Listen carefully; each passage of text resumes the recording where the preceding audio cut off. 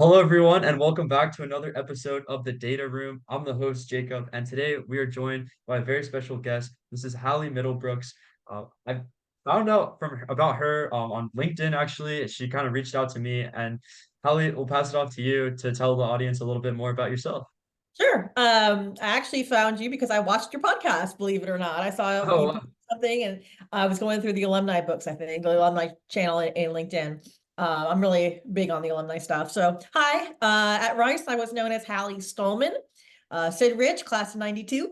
One of not the first year girls were allowed at Sid, but the first actual matriculating class that was brought into Sid, I guess you could say. Because like the year before I started, they first brought some women from other different colleges, and then I think my class was the first to have actually women recruited into it, so to speak. So proud Sigit. You can see a lot of pink in my room. Still wear makeup, so definitely was right to be a Sigit.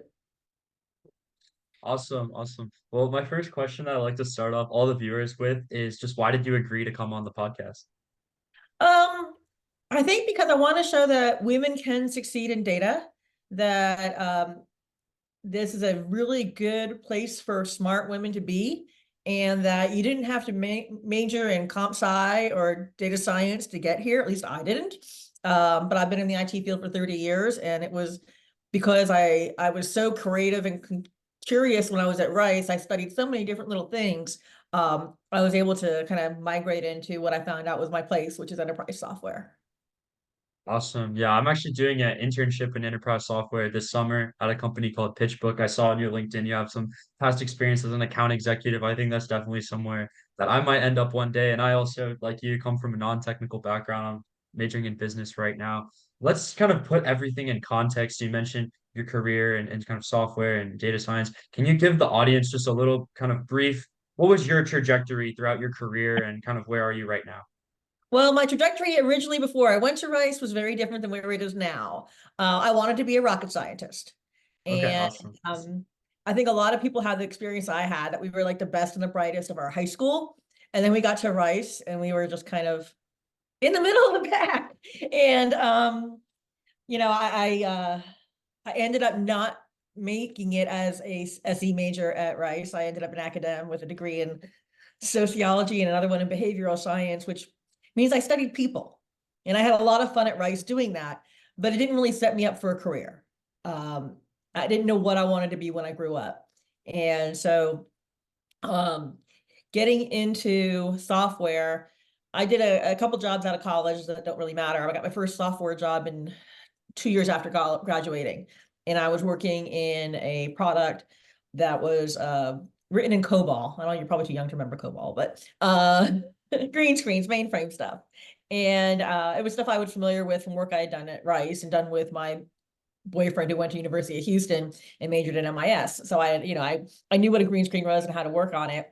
I was doing marketing and sales kind of just as a first job. And then when I got divorced from that boy, I became a pre-sales engineer actually for CA, where they taught me everything I needed to know about the software. And they said, hey, you're very good, you're technical, you're smart. Here's a software product, learn it and teach everybody else how to do it and sell for us. And I loved that job. This is back in the day before, I mean, yes, we had laptops and PowerPoint, but it was really whiteboards and drawing out the business problem on a big screen and trying to figure out, okay, how do we solve this? And I just loved it.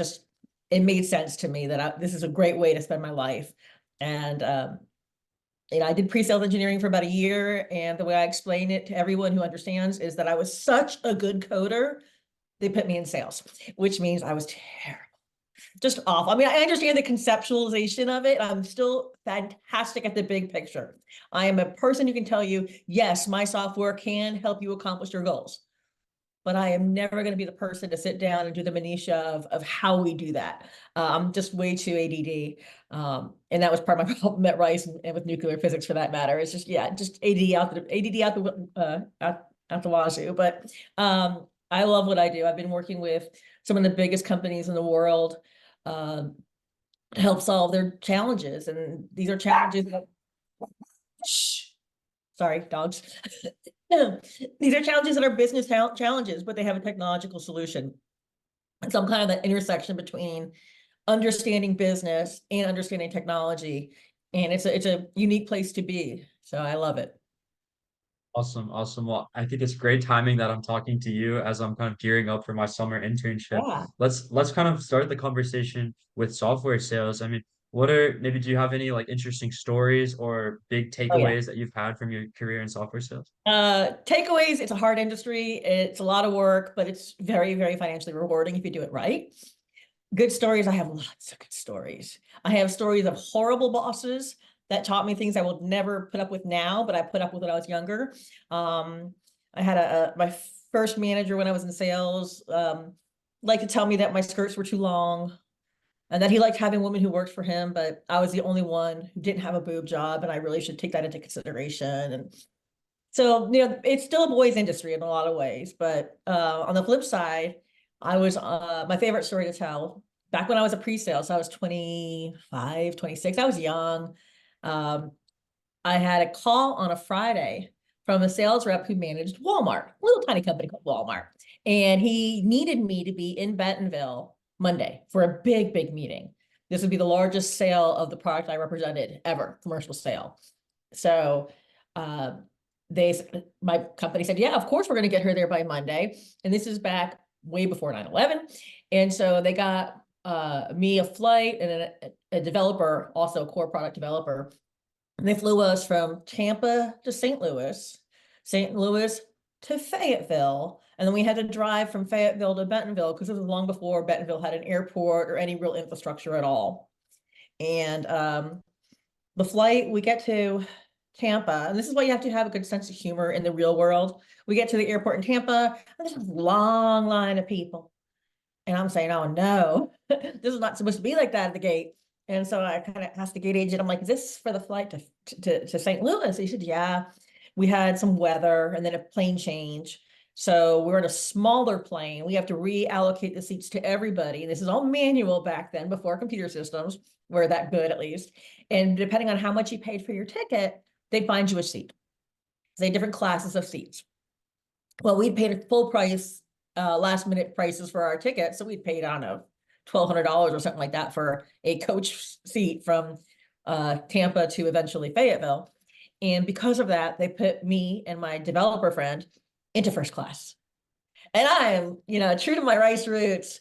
I'm like, free bar. And so I had a great time on that flight from Tampa to St. Louis. But then we got to St. Louis, and St. Louis has one of the worst airports in the world. Different terminals connected by little buses, and you got to go running from one to the next. It was just awful. We had to run. We had our carry-ons and our laptops, and we're just running through the airport. And we finally find our gate for Fayetteville, and there's a long line of people once again.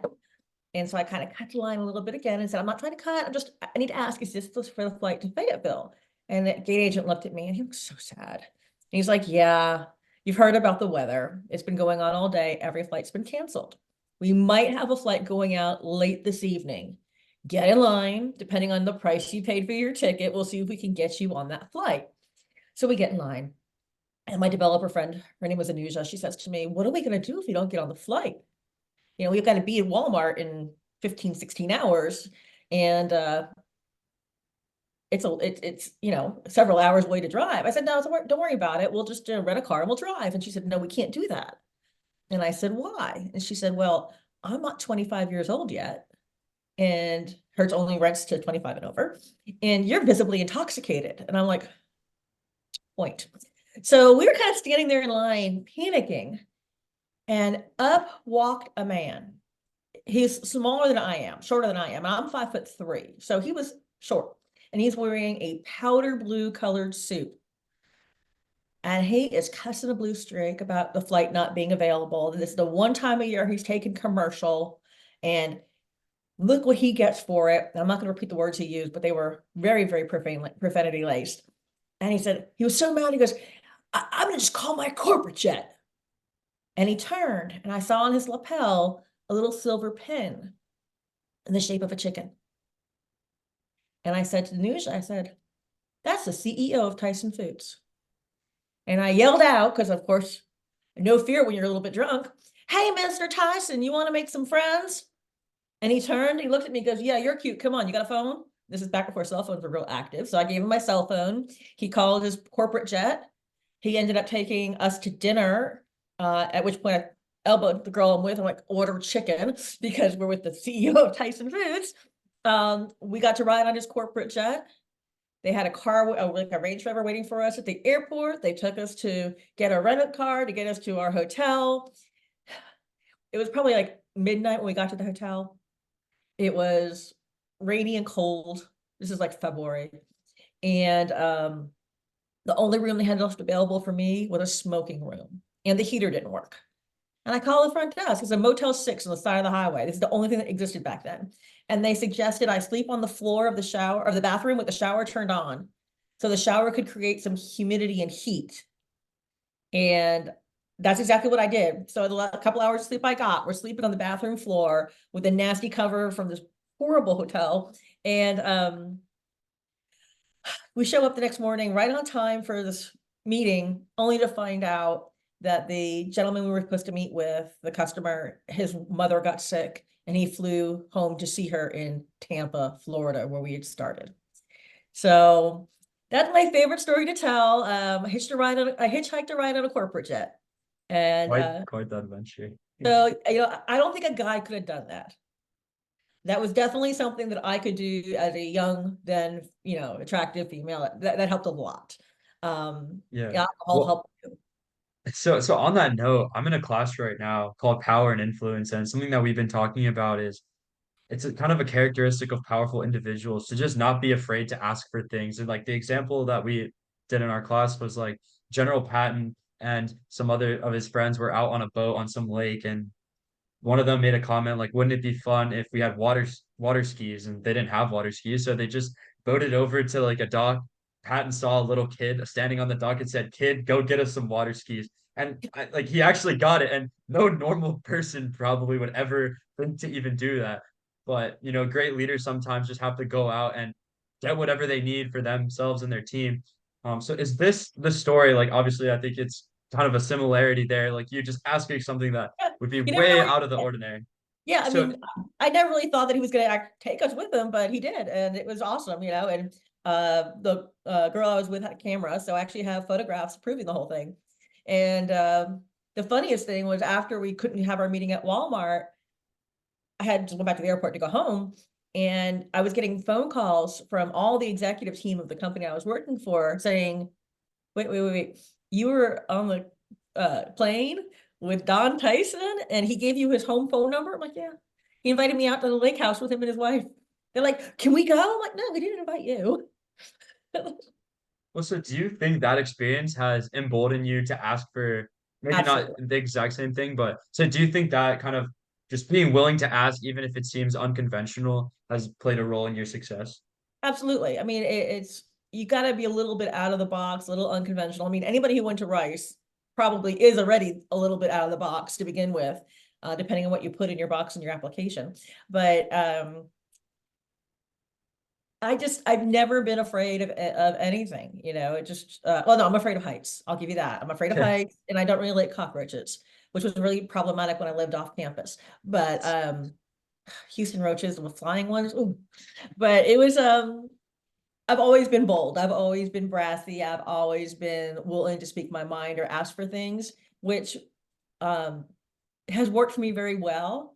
But I will say one of the best things that happened to me at Rice was my roommates pulled me aside first semester freshman year and said, Hallie, it's okay to be big and bold and brassy here in Texas.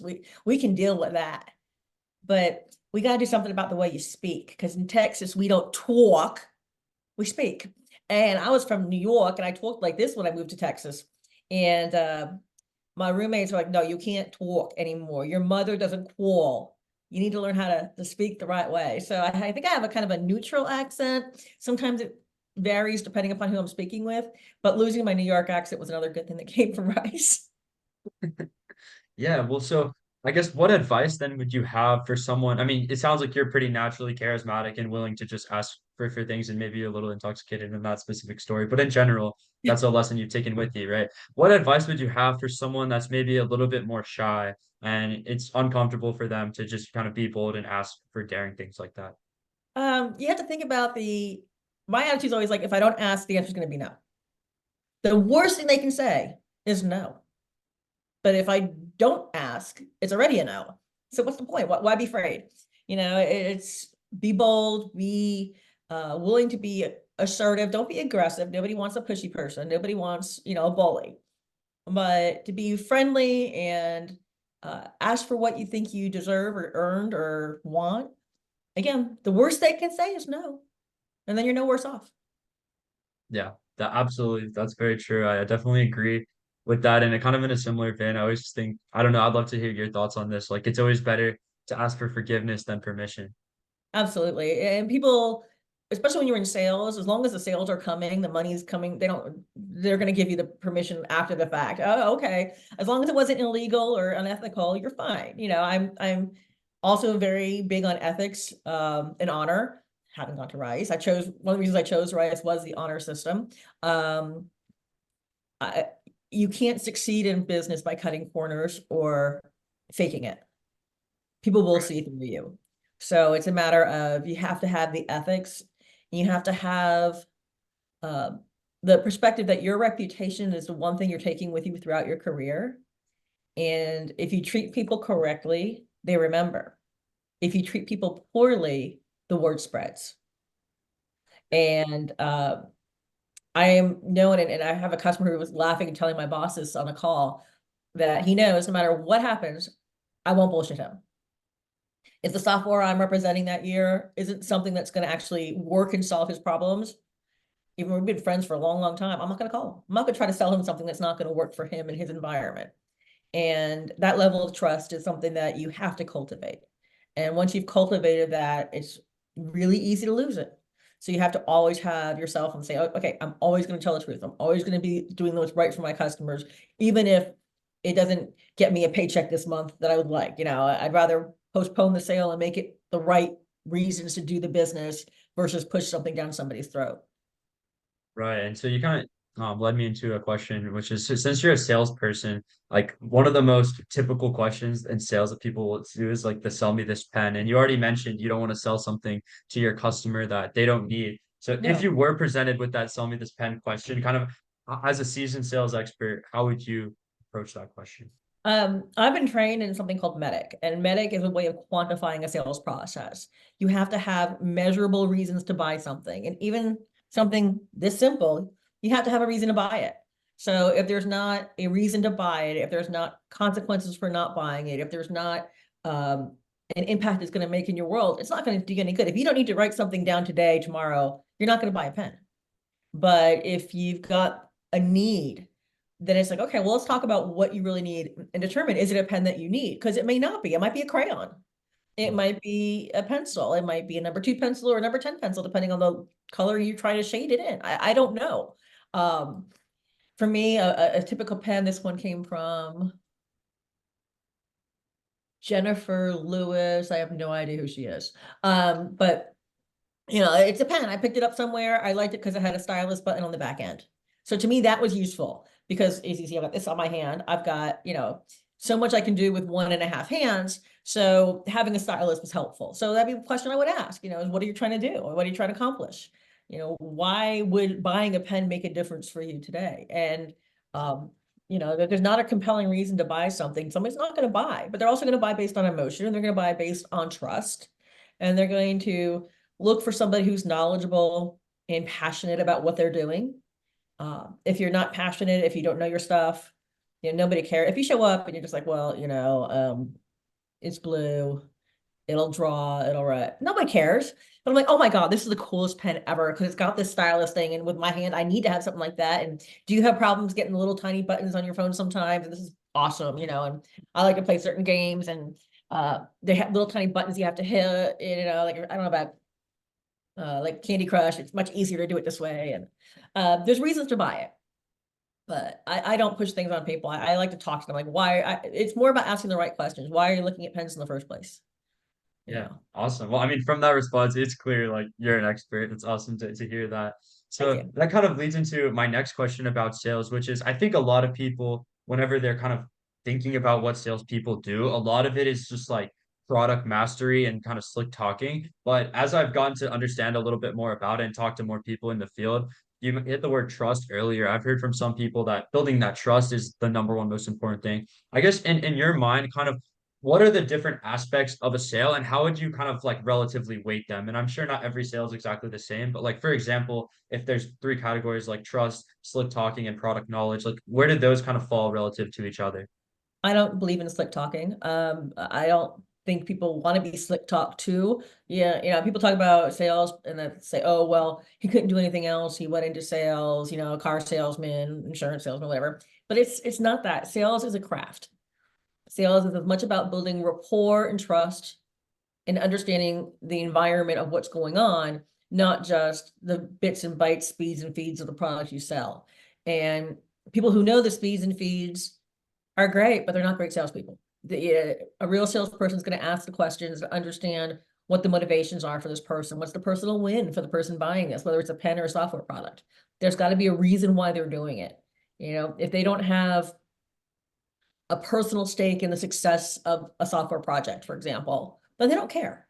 Then it's like, all right, we'll just use whatever we have on the shelf. But if you can say, okay, well, if you get this project to achieve XYZ parameters, you'll get a bonus. Okay, so what do I have to do to make sure that you, my customer, get your bonus? And then as long as you realize that I'm focused on doing everything I can to make sure you get your bonus, suddenly I'm not working for my sales and my commission. I'm working for you. I like how you kind of shift the dynamic there. That makes a lot of sense. I think that again is really demonstrates your expertise. So I guess with that, what would you say is like some good ways to sort of like I'm sure like getting a lot of reps is important, but like what are kind of the ways to practice sales almost like in your day-to-day life before you get to an actual sales role where you're just necessarily like cold calling or talking to people that are Oh, already kind of interested. see, the thing, it's changed so much because cold calling, cold emailing is really ineffective for the most part right now for the enterprise salesperson for software because nobody is just out there. I don't know what I want today. Maybe I want a NoSQL database. It doesn't happen like that. I'm not going to call somebody and say, hey. So it's really about getting to know them and understanding their projects and understanding what your product can do. And uh, when you have the discovery meeting, when you're meeting that first time, second time, third time with your customer to understand what they're really trying to accomplish, it's important to be able to say, yes, we can do that. And here's how we've done it and give references and examples. And if not, it's also important to say, that's really cool. We haven't done that before. I'd like to try that. Maybe let's do a proof of concept instead of me trying to push you on buying the product right now. Let's do it in the lab. Let's make sure it works. And then if we hit these 3, 4 milestones, then we'll talk about the financials of the transaction. Awesome. Awesome. That makes a lot of sense. And I think I've definitely hammered a lot of questions about sales in a row. So now Okay. I'll kind of move away from that for a bit. There's a lot of other things I kind of want to hear about as well. So one of the things that I think is super, super important is your habits, like the things that you do on a day-to-day basis. I think over time it has a tremendous compounding effect. And I've paid a lot of attention to my habits and really try to optimize those. For you, what are some habits that you've developed along the way that have really contributed to your success? Oh gosh, it's easier to tell you the ones I have that I want to get rid of. Um, I think not being the smarmy salesperson is the most important thing. I make jokes about it. I talk about the fact that I call myself a sales weasel in a meeting, which just breaks the ice a little bit. I'm your sales weasel. I'm not your engineer. If you need an engineering question, please talk to the guy next to me because he's actually the engineer who's trained to actually answer the questions. But my problem is because I was an engineer once upon a time, I still want to answer the questions. So knowing your stuff, knowing your product, knowing in sales, knowing the use cases, knowing the stories of people who've been successful and how they've been successful and why is probably the most important thing. Because if I tell you all about how Domino's Pizza uses my product, but you are an auto mechanic, you really don't care. There's nothing to do one with the other. But if I tell you how Domino's Pizza uses us and you are in a relevant industry, like for example, you work for Papa John's or you work for Panera or somebody else, then it might make more sense so you understand how a peer and people really like that peer level understanding of how someone else is using it. And you'd be very surprised how well networked people are. Uh, and maybe this is unique to the South. I'm in Atlanta, and the CIOs that I know, the chief information officers, the chief technology officers, they all know each other. They're all friends. So if I bring up to somebody at Coca-Cola what Pepsi is doing with my product, they're going to call Pepsi and make sure. And that's incredibly important that they do, because I love being fact checked. I actually did a call recently, and when I got off the phone, the gentleman I was speaking to went into Chat GPT and fact checked me, because we were talking about my product versus our biggest competitor. And he actually sent me the response from Chat GPT describing the pros and cons of our products. And it was just what I told him, which didn't surprise me, because again, this goes back to always be honest and always know your capabilities. But I love that he fact checked me. That was hilarious. I actually put it in Slack to my whole team. I'm like, look at this. Yeah, yeah. ChatGPT, is AI and things like that kind of changing how the sales industry or landscape is looking these days, or is it still really Yeah, comes down to the individual connection? it's both. People buy from people. They don't buy from AI bots. I use multiple AI tools to try to help prospect, to send out the initial calls, the initial emails, the initial LinkedIn messages. Um, I have multiple tools that I like to use for that, and they're good, but there's still no comparison to that human connection. Um, and it's really hard to make that human connection right now in a bot driven world. I mean, every day I'm getting emails from companies that are trying to sell me their version of prospecting 101. You know, Hmm. they've got their chat bots and their auto bots and their LinkedIn bots and their email bots. It makes it hard, but it's more important to look at, I think, the interests of your clients. And for me, like, I have a territory, I've got 200 accounts in Georgia effectively. And I use different tools to help me to determine who's been on my website, who's reading articles related to the technology I sell. And those people are much more likely to benefit from me calling them than if I start calling every CTO in the country. You know, it's a matter of, you got to figure out who can benefit from you and why. And they say by the time an executive, a decision maker meets with a software vendor, they're already 80 to 90% decision made. You know, they've already done the research. They've already gone online. They've read all your white papers. They've checked out your reference stories, your customer success team. They've probably called some of the people they know who've used your product and made sure that this is all true and not a bunch of BS. So that's a different world than where it was when I started 30 years ago. When I started 30 years ago, I was, going up to my customers and just knocking on the door, and not really knocking on the door, but showing up and meeting people and just doing demos for the sake of demos. Because that's what I was being graded on. How many demos did I do a week? Not what were the outcomes of those demos and how productive were they, and were they with the right people, and did they have the decision makers? So for me, being trained on a sales methodology that made sense to that was important. Um, Okay. Yeah. and So I'm constantly reading books, sales books. Here, wait, my favorite one's right here. yeah, that Look, was going to be a question, so I'm glad you brought that up. What are you right here. reading? John McMahon is from Houston, or was in Houston. He was at BMC Software. I was at BMC Software at a different time, but he created a thing called Medic, and that's what I've been trained in. And it's a methodology for understanding how software decisions, how enterprise decisions are made. You know, what are the metrics involved? Can we quantify what the product problem is so we can figure out how to price our product?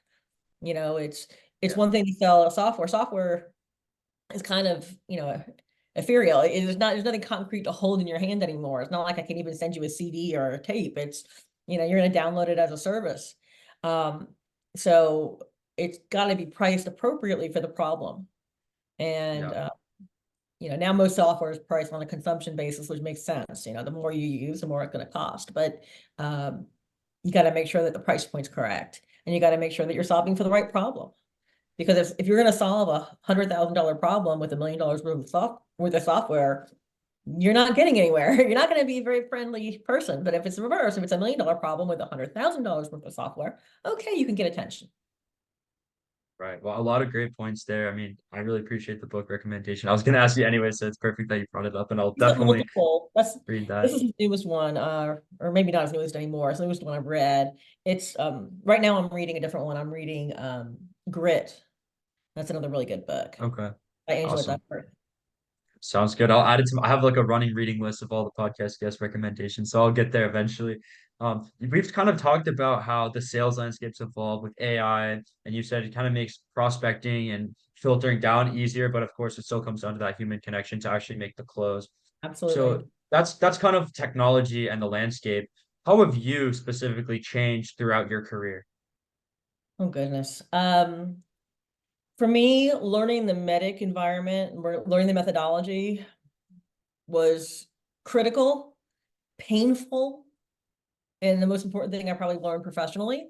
Um, my the guy who was my VP a couple of years ago, maybe mid-teens, 2014, 15, 16, that time frame. A gentleman named Kent. And Kent called me Taz, like Tasmanian devil, because he could wind me up and point me towards something, and I would just go spinning and crazy and knock everything down, and I would get it done. And that's great. And it's funny, and I've got lots of Taz memorabilia around my house. I have owls and Taz, that's what I have. But he taught me to slow down, to speed up, to take a step back and think about what it is I'm trying to accomplish, and realize I don't have to jump and spin and knock things down. I can be a little bit more circumspect and a little more method. I can use the methodology. Methodical is not coming to mind. I can use the methodology and be much more successful than I was on my own before. And that was painful to have to listen to, that I wasn't perfect. To learn that I wasn't doing it the best way was very, very mind-blowing. But when he sat me down and said, read some books by John McMahon, and I went from making 80% of my number to 300% of my number, money talks, success talks. And so that was a big, big deal for me. And interestingly enough, the job I have now, I'm working for Kent again. So he got his new gig and called me and said, I have a spot in Atlanta. And so Taz is back, which is wonderful, which also goes back to my original thought of never bullshit, never lie, be forthright, treat people the correct way, and they remember. Yeah, well, I mean, that's amazing insights. I really appreciate it. It sounds like it's very like genuine advice and it's really served you well throughout your career. So with that, I have kind of a question I love to ask people. It also comes from a book. This book is Zero to One by Peter Thiel. And the question that he likes to ask is, what is an important truth that you believe that most people disagree with? Um, Important truth. I had never thought about that. I believe Woodstock was more important than Snoopy in the Peanuts comic strips. He was always the voice of reason. Uh, I don't know that I have a real truth about that. I mean, that's like, the academic question of, who do you admire most in the world and why? That was one of my questions when I applied to Rice. And I said it was Grover because he's everybody's fuzzy blue pal. And, it's like, how do you answer that? Um, I'm pretty simple about, I don't really have any crazy, I don't think, unproven beliefs. I think part of this because, like most people from Rice, I like to ask questions and then investigate and make sure that it's true. You know, uh, don't believe in ghosts, don't believe in Loch Ness Monster. Um, believe in the power of dogs.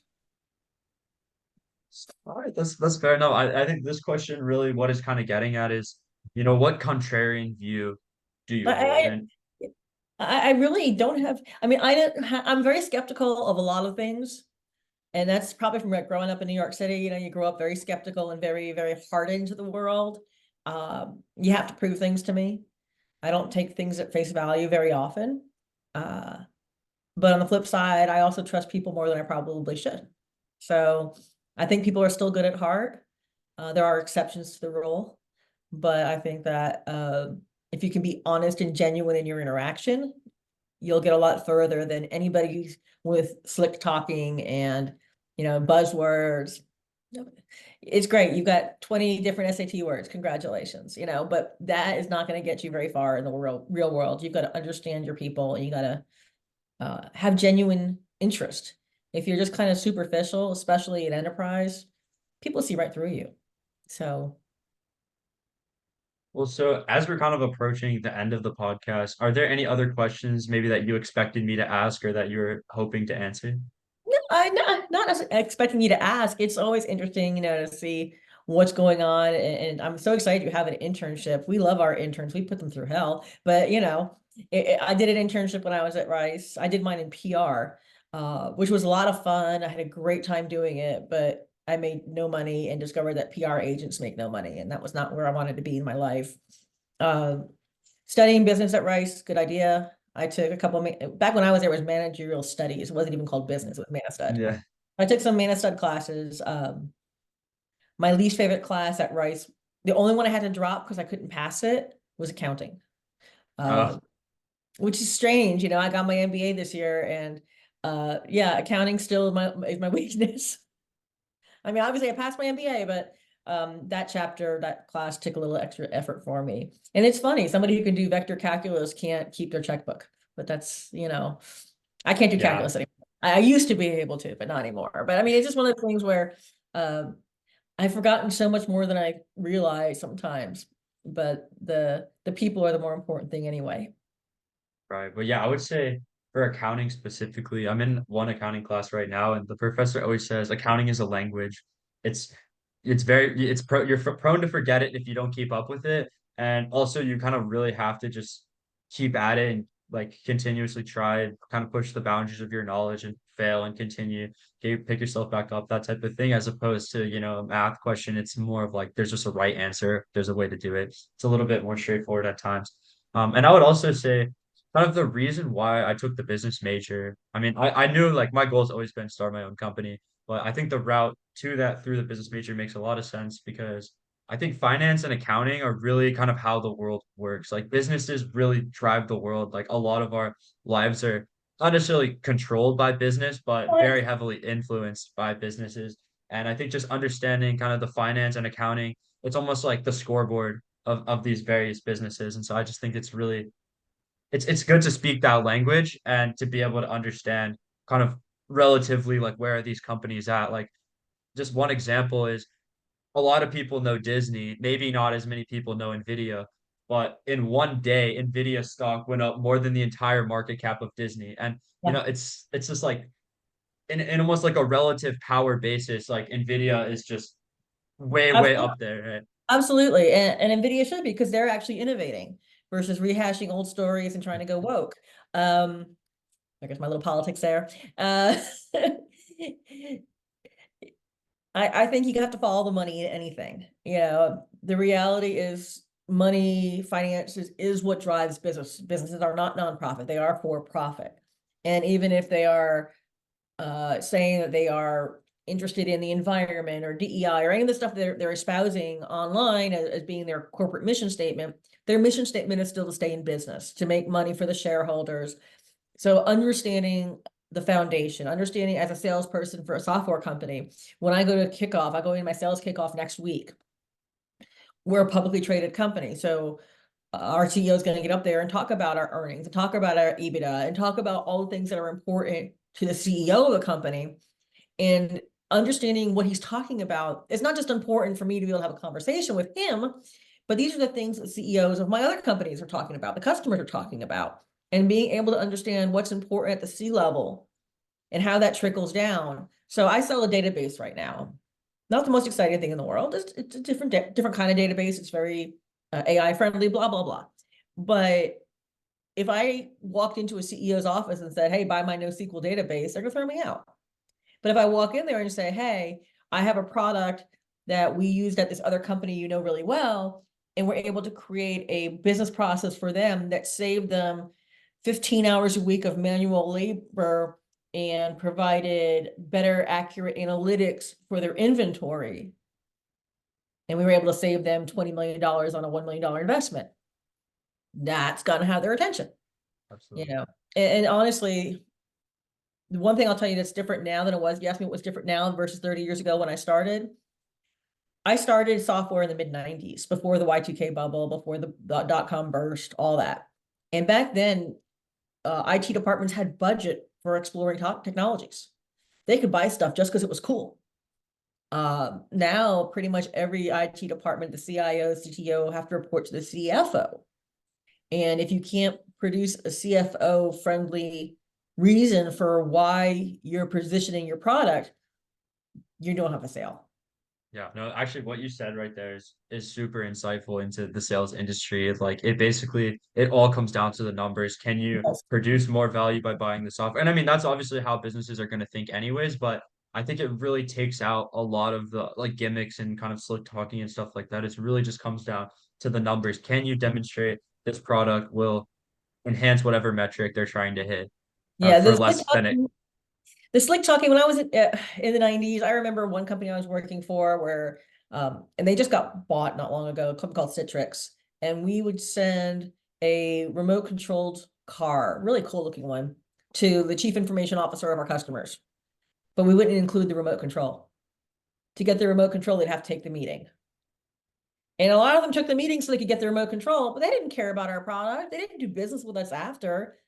They wanted the gimmick. That's the here, try this for free. You've got to understand where you're at with the business. Why are we doing this?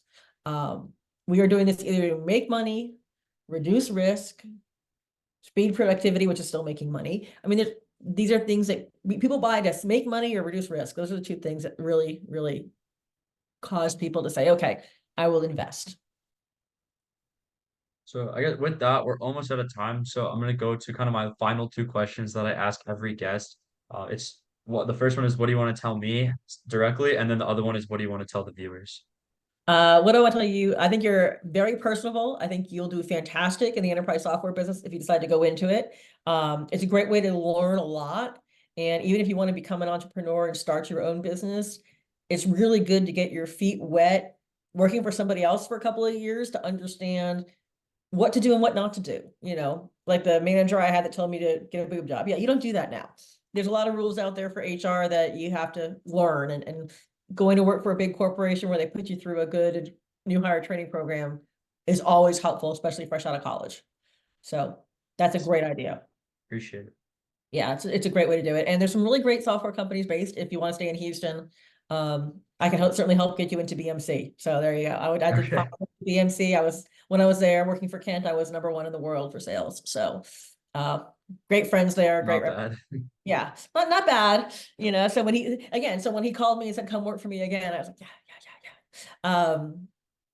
So Awesome. Yeah, well, just a little bit more context on me specifically right now. I'm doing PitchBook, which is like a software that used by VC and private equity funds. And I'm really just interested in getting to know more VCs. So that way, when I do start my company, I'll already have a network of potential capital sources. And I think PitchBook is like that perfect intersection of the enterprise software, the sales skills, and kind of the right ecosystem that I'm looking to position myself in. But I might have to get back to you on that offer. We'll have to see how the summer goes. absolutely. And I'll tell you, the guy I worked for the last year, my manager was a guy named Brent, and Brent was a VC pitch person. He was doing he did his undergrad in financial accounting or something, and he was a finance guy. And he was out there raising millions of dollars and evaluating investments. And he did that for a long time. Now he works for a software company as a sales manager, but having that understanding of how things are funded and what the expectations are upon being funded, very important. I did a couple of years working for startups, and very different world than corporate. Yeah, So, awesome. Well, so then our final question is, what is something you want to tell the viewers? um, thanks for watching. First of all, it's always great to talk to people and help mentor, and I'm always available on LinkedIn. You can always find me, Hallie Middlebrooks, LinkedIn/in/Hallie Middlebrooks. I love talking to people. I'm always willing to answer instant messages and stuff like that. And I'm here in Atlanta. If you need to buy a NoSQL database, call me. Awesome. Well, Hallie, it's been a pleasure. I really enjoyed the conversation. I think the timing was great on my end. So I'm sorry that it didn't work out earlier, but I think this was great timing. Thank you so much. It was an amazing conversation, a lot of lessons. I'm going to really enjoy watching this one back. Well, thank you, Jacob. I enjoyed doing it. It was lots of fun, and enjoyed. Take care. Awesome. Thank you so much. Bye-bye.